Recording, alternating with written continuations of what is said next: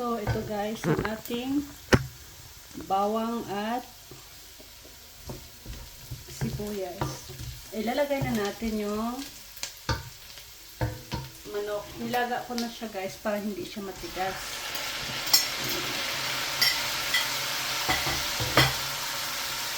So,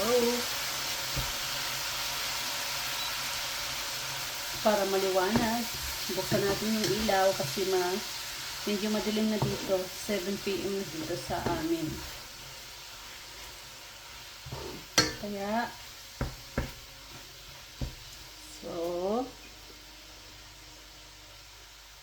gisa muna natin sa bawang at sibuyas.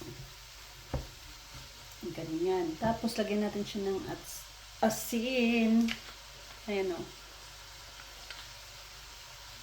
Konting asin.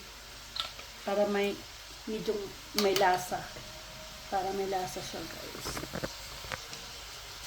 Ang ilalagay natin sa sabaw mamaya, guys, ito, yung nilaga kong manok, yung sabaw noon, yan ilalagay ko sa sa pansit natin para may lasa. Diba? So, isusunod na natin yung gulay, yung carrots.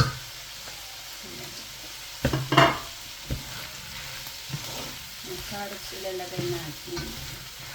Konting gisa-gisa. Sobrahan ng laga yung manok, kaya ganyan. So, next natin ilalagay guys ay yung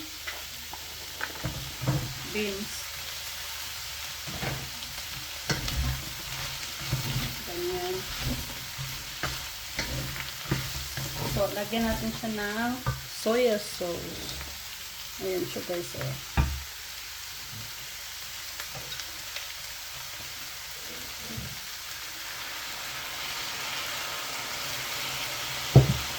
Tapos kunting sabaw.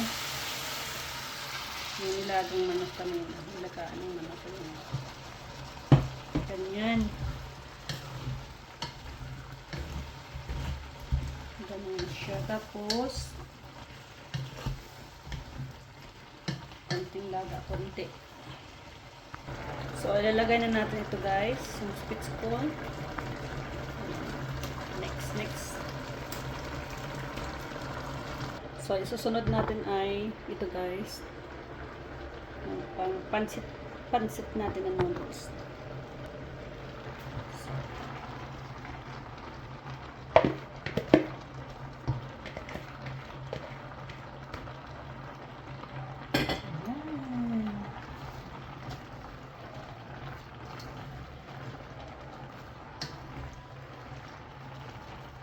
Haluin na natin.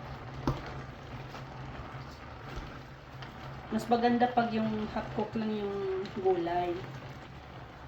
Hindi na siya nalalanta. Ayan siya guys. Halo-haloin lang natin para yung kulay magiging pantay-pantay. So ayan guys. So ayan yung pansit natin guys. Papatikim natin sa asawa ko. Ayan. So, ayan guys, kain tayo. Oh, good appetit. Good appetit.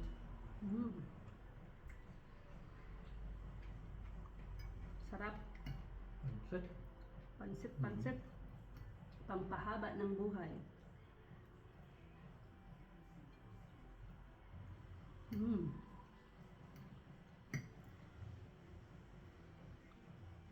Sarap. Like.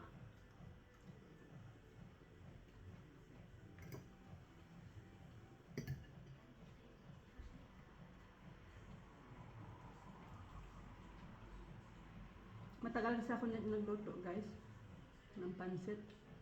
Kaya ngayon sabi ko, luluto ako ng pansit.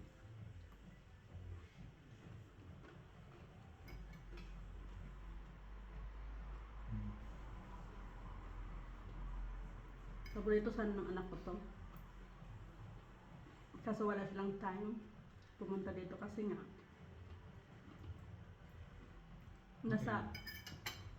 Galing sila sa Mexico. Klar, ich hab noch. Nagbakasyon sila sa Mexico.